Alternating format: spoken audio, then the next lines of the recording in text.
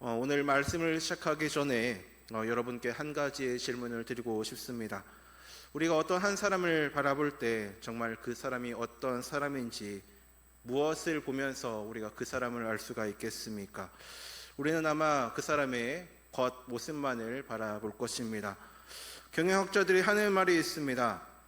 한 사람이 무엇을 소중히 여기는지 알고 싶으면 그 사람의 말을 듣지 말고 그 사람의 달력과 통장을 보라고 말을 합니다. 입으로는 가족이 제일 중요하다라고 말을 하면서 달력을 보게 되면 가족과 보낸 시간이 없습니다.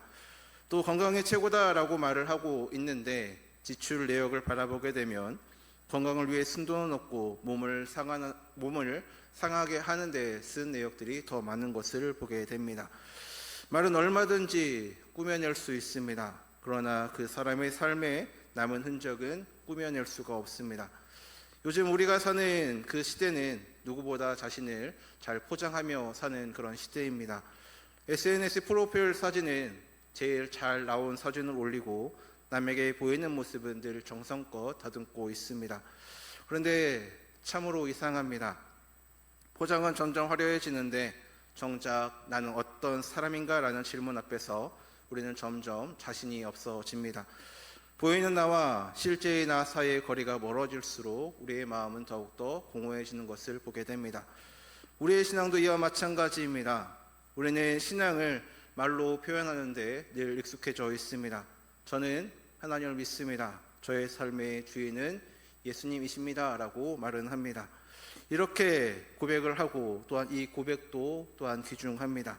그런데 오늘 본문을 보게 되면 우리에게 조금 불편하지만 꼭 필요한 질문을 한 가지를 우리에게 하고 있는 것을 보게 됩니다. 당신의 입이 아니라 당신의 삶이 맺고 있는 열매가 무엇이냐라는 질문입니다. 나무는 자기의 이름을 말하지 않습니다. 그런데 우리는 그 나무가 어떤 나무인지 알고 있습니다. 열매가 말해주기 때문입니다. 우리의 인생도 그렇습니다. 내 입이 말하는 것보다 내 삶에 맺히는 열매가 나에 대해서 더 정직하게 말해줍니다. 오늘 저녁 로마서 이 6장의 말씀을 통하여서 내 삶의 열매가 지금 무엇을 말하고 있는지 주님 앞에서 함께 같이 들여다보고자 합니다. 바울은 지금 로마에 있는 성도들에게 편지를 쓰고 있었습니다. 로마서 5장 20절에서 바울은 이와 같이 말을 하였습니다. 제가 더한 곳에 은혜가 더욱 넘쳐나니라고 말을 합니다. 그러자 예상되는 반문이 있었습니다. 그렇다면 은혜를 더 넘치게 하려고 제 그냥 머물러 있으면 되지 않느냐라는 질문이었습니다.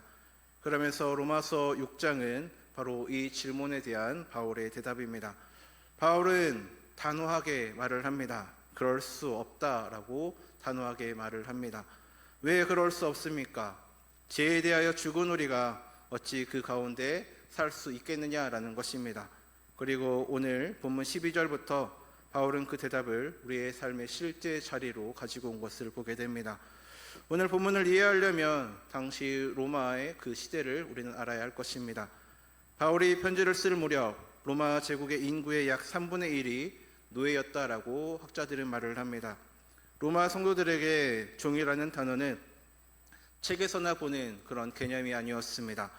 매일 길에서 마주치는 현실이었고 성도들 가운데 상당수가 실제로 노예였습니다. 그들은 종이 어떤 존재인지 몸으로 알고 있었습니다. 종은 자기 인생의 주도권이 자기에게 없는 사람입니다. 종의 하루는 늘 주인에게 결정이 됩니다. 종의 몸과 시간과 힘은 그의 것이 아니라 주인의 것이기 때문입니다. 그래서 종에게 가장 결정적인 질문은 단 하나입니다. 내 주인이 누구냐라는 것입니다. 또한 주인이 바뀌면 그 종의 삶 전체가 또한 바뀌는 것을 보게 됩니다. 바울은 바로 이 그림을 가지고 우리의 영적인 현실을 설명을 지금 하고 있는 것입니다. 헬라어로 종은 둘로스라고 발음을 하는데 바울은 본문에서 이 단어를 반복적으로 사용을 하면서 인간에게는 중립지대가 없다라고 지금 말을 하고 있습니다. 사람은 누구나 무언가의 둘로스, 곧 누군가의 종으로 산다라는 것입니다. 죄의 종이든지 하나님의 종이든지 둘 중 하나라는 것입니다. 나는 아무의 종도 아니고 그저 자유롭게 산다라는 말은 성령의 눈으로 보게 되면 그것은 거짓입니다. 주인 없이 사는 인생이 없기 때문에 그렇습니다. 다만 어떤 주인을 섬기느냐가 다를 뿐인 것입니다. 그리고 오늘 본문에는 우리가 눈여겨야 할 동사가 하나가 더 나오는 것을 보게 됩니다. 13절 말씀에 나오는 내주지 말고 드리라 라는 말씀입니다. 헬라어로 파리스테미라고 말을 하는데, 이것은 군사용어로 병사가 지휘관 앞에서 무기를 들고 서는 것, 또는 제사용으로 제물을 제단에 바치는 것을 가리키는 말입니다. 실제로 13절의 무기로 번역되는 단어 호플라는 병기, 곧 전쟁의 무기를 뜻을 하고 있습니다. 바울의 그림은 이와 같은 것입니다. 여러분의 눈과 손과 발, 여러분의 입술과 시간과 재능은 무기와 같아서 누군가의 손에 들려 있느냐에 따라 전혀 다른 일을 하게 된다는 것입니다. 같은 칼이 강도 손에 들리게 되면 사람을 해치고 의사의 손에 들리게 되면 사람을 살립니다. 문제는 칼이 아니라 그 칼을 쥔 사람인 것입니다. 우리의 몸도 그렇습니다. 죄에게 내어지면 불의의 무기가 되고 하나님께 드리게 되면 의의 무기가 되는 것입니다. 그렇게 두 주인을 섬긴 결과가 무엇입니까? 바울은 21절과 22절에서 열매라는 그 단어로 그 결과를 우리에게 지금 말을 해주고 있습니다. 제가 한번 봉독해 드리겠습니다. 너희가 그때에 무슨 열매를 얻었느냐? 이제는 너희가 그 일을 부끄러워하느니 이는 그 마지막의 사망임이라. 그러나 이제는 너희가 죄로부터 해방되고 하나님께 종이 되어 거룩함에 이르는 열매를 맺었으니 그 마지막은 영생이라 라고 말을 합니다. 죄의 종에게는 죄의 열매가 맺히고 하나님의 종에게는 거룩한 열매가 맺힌다 라고 말을 합니다. 열매는 거짓말을 하지 않습니다. 열매는 그 나무를, 또한 그 뿌리를 드러내기 때문입니다. 여기 22절에서 나오는 거룩함이라는 단어를 잠깐 한번 보도록 하겠습니다. 헬라어로 하게아스모스라고 발음을 하는데, 이 단어의 의미는 완성된 상태가 아니라 진행되고 있는 과정을 말하는 것입니다. 그러니까 거룩함에 이르는 열매라라는 말은 이미 완성된 거룩의 증명서가 아니라 거룩을 향해 자라가고 있는 우리의 삶의 모습을 지금 말하고 있는 것입니다. 이 말씀을 한번 기억해 주시기를 바랍니다. 오늘 말씀의 후반부에서 이 말씀이 우리에게 큰 위로로 다가올 것입니다. 하나님께서 오늘 본문의 말씀을 통하여서 우리에게 원하시는 것은 분명합니다. 정죄가 아니라 점검인 것입니다. 너는 이미 죄에서 해방된 사람이다. 그러니 이제 내 삶의 열매를 보아라. 그 열매가 내가 지금 누구에게 자신을 내어주며 살고 있는지 말해줄 것이다. 이것이 바로 오늘 본문의 마음인 것입니다. 그리고 오늘 설교의 핵심은 바로 한 문장으로 정리할 수 있을 것 같습니다. 바로 오늘의 설교의 제목인 열매가 말합니다입니다. 내가 누구의 종으로 살고 있는지 내 입이 아니라 내 열매가 말을 합니다. 죄에게 나를 내어지면 제 열매가 맺히고 하나님께 나를 드리게 되면 거룩함에 이르는 열매를 맺게 될 것입니다. 그렇다면 우리는 우리의 삶 가운데서 어떻게 살아야 하겠습니까? 오늘 본문이 우리에게 주신 말씀을 통하여서 함께 나눠보도록 하겠습니다. 먼저 내 삶의 열매를 정직하게 바라봐야 할 것입니다. 바울은 21절에서 로마 성도들에게 묻습니다. 너희가 그때에 무슨 열매를 얻었느냐라고 먼저 묻습니다. 이것은 과거를 들추어서 수치를 주려는 그런 질문이 아닙니다. 돌아보게 하려는 질문이었던 것입니다. 죄의 종으로 살던 시절, 그때 너희의 손에 남은 것이 무엇이냐라는 질문에 바울은 이와 같이 말을 합니다. 이제는 너희가 그 일을 부끄러워한다라고 말을 합니다. 제가 약속한 것은 늘 화려합니다. 자유를 주겠다, 또한 즐거움을 주겠다, 너를 왕처럼 살게 해주겠다라고 하면서 우리를 유혹을 합니다. 그런데 제가 실제로 손에 쥐어주는 열매는 부끄러움이고 그 끝은 사망이다라고 성경은 우리에게 말을 합니다. 성도 여러분, 죄의 무서움이 바로 여기에 있습니다. 죄는 열매가 맺히기 전까지 자기 정체를 숨기고 있습니다. 씨앗을 심을 때는 아무도 모르고 그 씨앗을 심습니다. 다 비슷한 흙이고 다 비슷한 색상이기 때문입니다. 그런데 시간이 지나 열매를 보게 되면 그제야 무엇을 심었는지가 볼 수가 있습니다. 우리의 습관도 우리의 선택도 그렇습니다. 한 번의 타협은 늘 작아 보입니다. 한 번의 거짓말과 또한 한 번의 미움과 한 번쯤 하나님보다 앞세운 욕심과 심을 때는 나타나지 않습니다. 그러나 세월이 지나면 그것들이 반드시 열매로 맺히는 것을 보게 됩니다. 그리고 그 열매를 마주하는 날 우리는 부끄러워질 수밖에 없습니다. 그래서 신앙생활에는 정직한 거울이 필요합니다. 그렇다면 우리는 내 신앙의 상태를 무엇으로 점검을 할 수가 있겠습니까? 교회에 출석한 횟수입니까? 또한 내가 교회에서 맡고 있는 직분입니까? 또한 알고 있는 성경의 지식입니까? 이것들도 귀합니다. 그러나 오늘 본문은 우리에게 다른 것을 보라고 말을 해주고 있습니다. 열매를 보라는 것입니다. 지난 한 주간 내 입술에서 나온 말들, 아무도 보지 않는 곳에서 내가 선택한 것들, 내 마음속에 자라고 있는 생각들, 그것이 내 신앙의 실제 열매다라고 하면서 그 열매를 바라보라라고 우리에게 말을 합니다. 혹시 오늘 이 저녁 내 삶을 돌아보니 여전히 제 열매가 자꾸 눈에 밟히고 계시는 분들이 계십니까? 입으로는 주님을 고백하는데 삶에는 미움과 욕심과 습관적인 죄가 열매처럼 매달려 있어서 또한 마음이 무거운 분들이 계십니까? 낙심하지 마시기를 바랍니다. 그 열매가 눈에 보이기 시작했다는 것, 그것이 부끄럽게 느껴졌다는 것 자체가 바로 은혜의 시작이기 때문입니다. 죄의 종은 자기의 열매를 부끄러워하지 않습니다. 열매가 보이고 아파하기 시작을 했다면 성령께서 이미 여러분 안에 일하고 계신다라는 증거입니다. 정직하게 바라보게 되면 우리의 삶 가운데 또한 무엇이 달라지겠습니까? 병원에 가서 검사를 받는 것이 두려워서 미루다가 병을 키우는 사람들도 있습니다. 하지만 반대로 정직하게 검사를 받은 사람은 설령 결과가 좋지 않아도 그 자리에서 바로 치료를 시작을 할 수가 있습니다. 조기에 발견하면 살고 외면을 하게 되면 생명을 잃게 되는 것입니다. 우리의 영혼도 이와 마찬가지입니다. 내 열매를 정직하게 바라보는 사람은 돌이킬 기회를 얻는 것입니다. 회개는 정직한 사람들에게만 열리는 문이기 때문입니다. 그리고 그 문으로 들어간 사람은 같은 자리를 맴돌던 신앙에서 벗어나 자라나는 신앙으로 옮겨가게 되는 것입니다. 10년을 믿어도 제자리인 신앙과 1년을 믿어도 자라는 신앙의 차이가 바로 여기에서 걸리는 것입니다. 성도 여러분, 이번 한 주간 우리는 하나님 앞에서 내 삶의 열매를 정직하게 바라보는 그런 시간을 보내야 할 것입니다. 두려워하지 마시고 또한 꾸미지도 마시고 있는 모습 그대로 주님 앞에 다 내어놓으시기를 바랍니다. 정직하게 바라보는 그 자리에서 하나님의 회복시켜 줄 줄로 믿습니다. 내 열매를 정직하게 바라보고 돌이킬 것은 돌이키는 보땡 성도님 되시기를 바랍니다. 두 번째는 여러분 자신을 하나님께 드려야 할 것입니다. 열매를 정직하게 보았다면 이제 우리가 무엇을 해야 하겠습니까? 많은 분들이 여기에서 이렇게 결심을 할 수도 있을 것 같습니다. 이제부터 나쁜 열매를 다 버려야겠다. 이 습관도 끊고 저 죄를 없애야겠다라고 결심할 수도 있습니다. 이 결심도 귀한 결심입니다.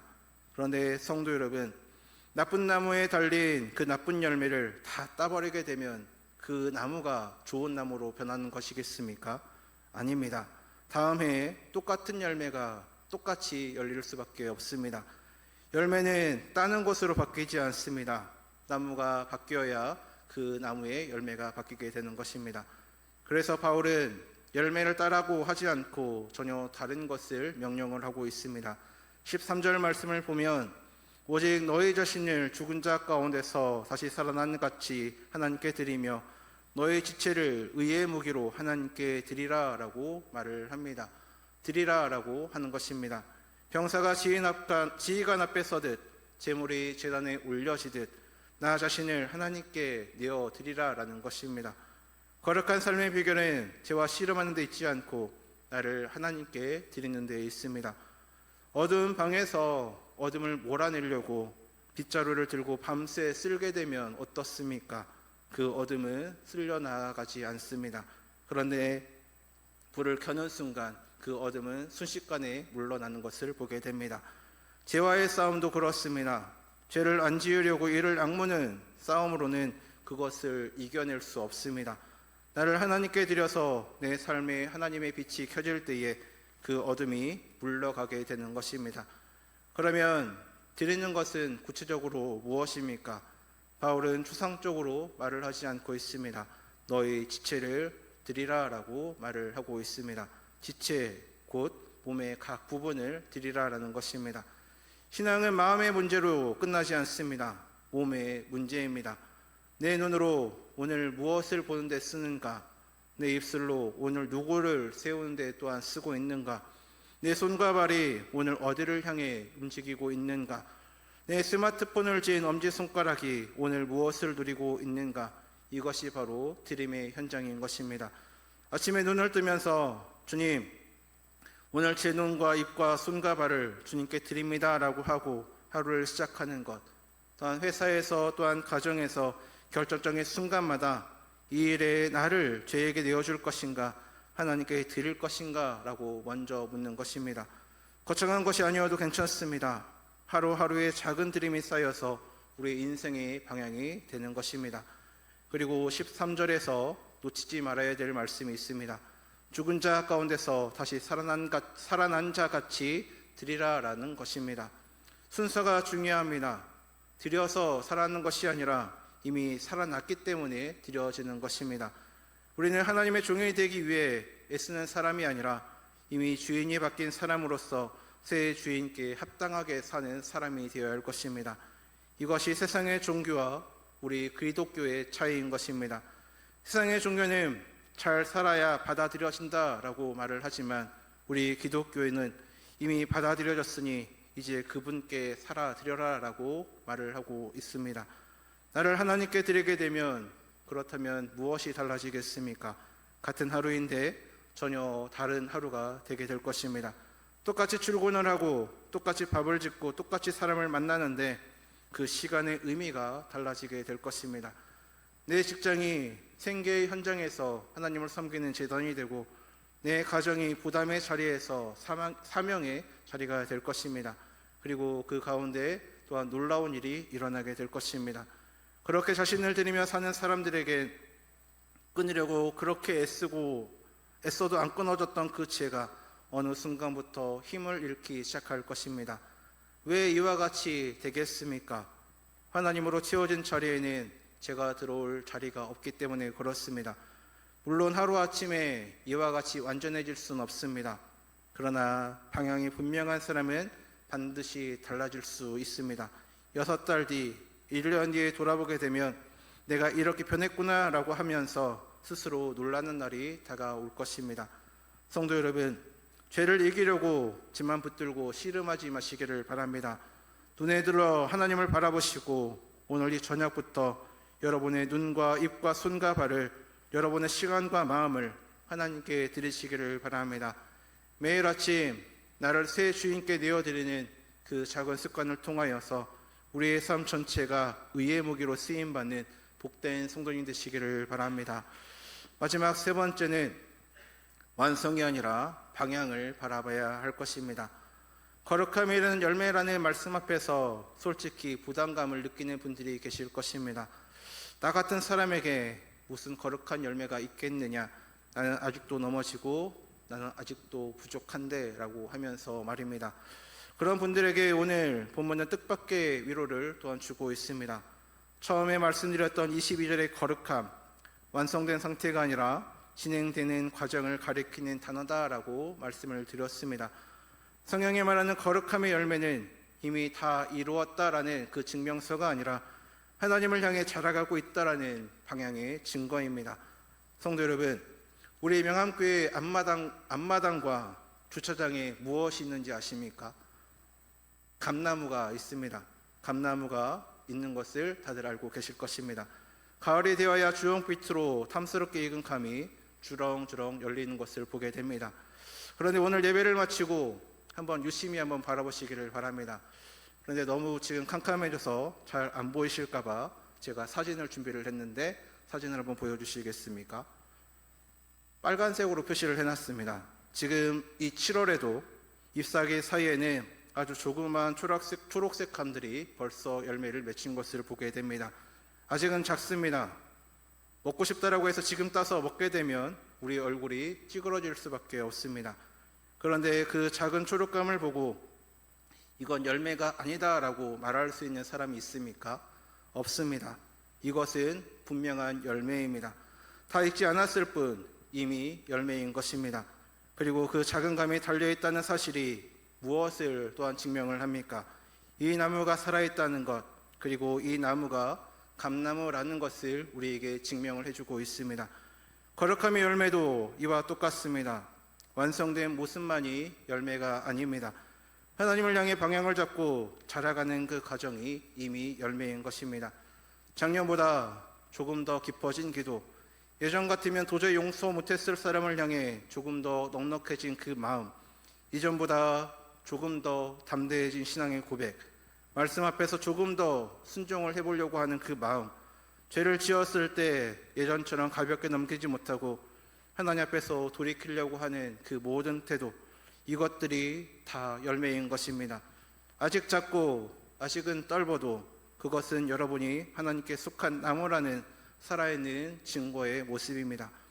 우리가 신앙생활에서 낙심하는 이유가 무엇입니까? 대개는 남의 가을과 나의 7월을 비교하고 있기 때문입니다. 저 사람의 무르익은 신앙과 나의 초록 열매를 나란히 놓고 나는 왜 이런가 라고 하면서 비교를 하고 한숨을 짓기 때문에 그렇습니다. 그러나 우리 하나님께서는 그렇게 바라보지 않으십니다. 농부가 7월의 초록감을 보고 실망을 합니까? 아닙니다. 오히려 기뻐합니다. 올해도 열매가 열렸다라고 하면서 추수의 계절 가을을 기다립니다. 하나님 아버지께서 여러분의 작은 자람을 보시는 눈이 바로 그 농부의 눈인 것입니다. 주님은 우리에게 완벽한 착구를 하라고 부르신 것이 아닙니다. 하나님께 자신을 드리고 거룩함의 방향으로 한 걸음씩 한 걸음씩 걸어가라고 우리를 부르셨습니다. 그렇다면 방향을 보기 시작하면 우리의 삶 가운데 무엇이 달라지겠습니까? 먼저 낙심이 줄어들 것입니다.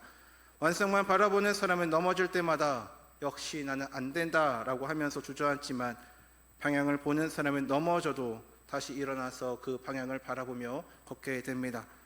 신앙의 승부는 넘어지느냐 안 넘어지느냐가 아니라 넘어진 다음 어느 방향으로 일어서느냐에 걸려져 있습니다.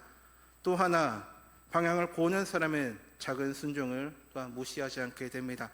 오늘 드린 5분의 기도, 또 오늘 참아낸 한마디, 오늘 건넨 작은 용서, 완성의 눈으로 보면 하찮은 것으로 보이지만 방향의 눈으로 보게 되면 그것이 다 열매인 것입니다. 그리고 그런 작은 열매들이 10년, 20년 쌓이게 되면 어느 날 주변 사람들이 먼저 우리의 모습을 알아보게 될 것입니다. 저 사람 곁에 있으면 하나님이 느껴진다라는 말들이 오고 가게 될 것입니다. 그것이 바로 거룩함의 가을인 것입니다. 성도 여러분, 오늘부터 완성이 아니라 방향을 바라보시기를 바랍니다. 나의 부족함 때문에 낙심하지 마시고 내 안에 맺히기 시작한 그 작고 푸른 열매를 발견하시기를 바랍니다. 그리고 어제보다 한 걸음 더 하나님을 향해 나아가시기를 바랍니다. 자꾸 더딜지라도 하나님을 향해 자라가는 그 삶 위에 주님께서 반드시 거룩함의 가을을 허락해 주실 것입니다. 방향을 붙들고 끝까지 자라 나아가는 우리 복된 성도님들의 삶이 되기를 바랍니다. 이제 오늘 말씀을 맺으려고 합니다. 오늘 우리는 세 가지의 말씀을 같이 나누었습니다. 내 삶의 열매를 정직하게 바라봐라. 나 자신을 하나님께 드리라. 그리고 완성이 아니라 방향을 보라는 말씀이었습니다. 그런데 성도 여러분, 이 말씀 앞에서 우리가 반드시 짚고 넘어가야 될 것이 한 가지가 있습니다. 이 모든 것이 가능하려면 먼저 일어나야 할 일이 있다라는 것입니다. 먼저 주인이 바뀌어야 할 것입니다. 당시 로마 노예를 다시 한번 생각을 해보겠습니다. 노예가 아무리 결심한다고 주인이 바뀝니까? 아무리 몸부림친다고 그의 신분이 바뀝니까? 바뀌지 않습니다. 노예에게는 자기 몸값을 지불할 능력이 없기 때문입니다. 또한 노예가 자유를 얻는 길은 단 한 가지 뿐이기 때문입니다. 누군가 값을 지불하고 그를 사주는 것입니다. 이것이 우리의 형편이었습니다. 우리는 다 죄의 종이었습니다. 결심으로도 노력으로도 착한 일을 쌓는 것으로도 우리는 죄의 소나기에서 스스로 나올 수 없었던 자들이었습니다.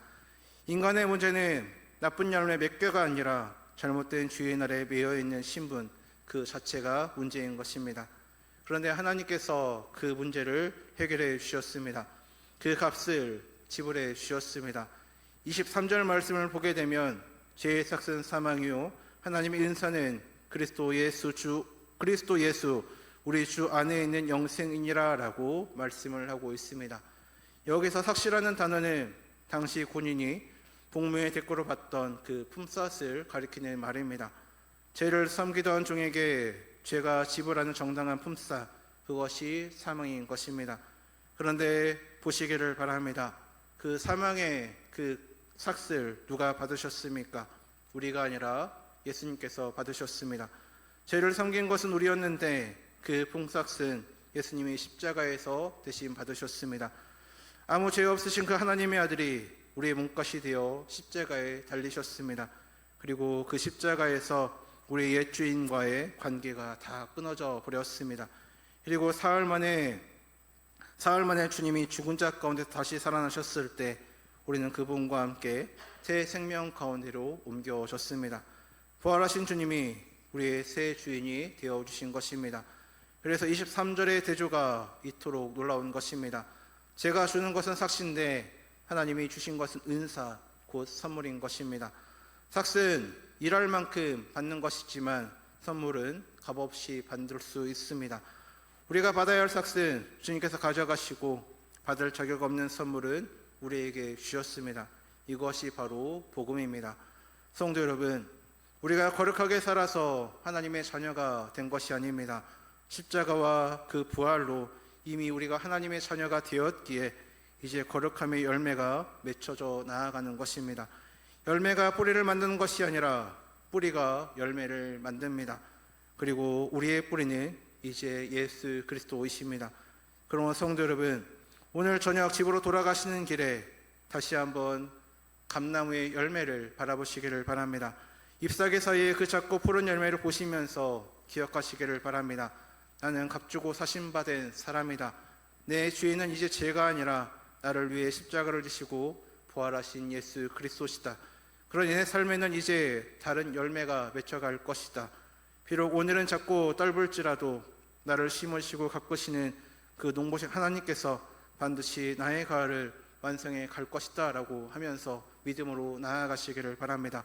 이 믿음을 붙들고 남은 이 한 주간 여러분의 눈과 입과 손과 발을 날마다 또한 주님께 드리며 거룩함을 향해 한 걸음 더 자라나아가는 우리 모두가 되기를 바랍니다. 그래 훗날 우리의 삶이라는 그 나무에 주렁주렁 맺힌 그 열매들이 이 사람은 하나님께 속한 사람이었다라고 말하게 되기를 주님의 이름으로 간절히 소망합니다.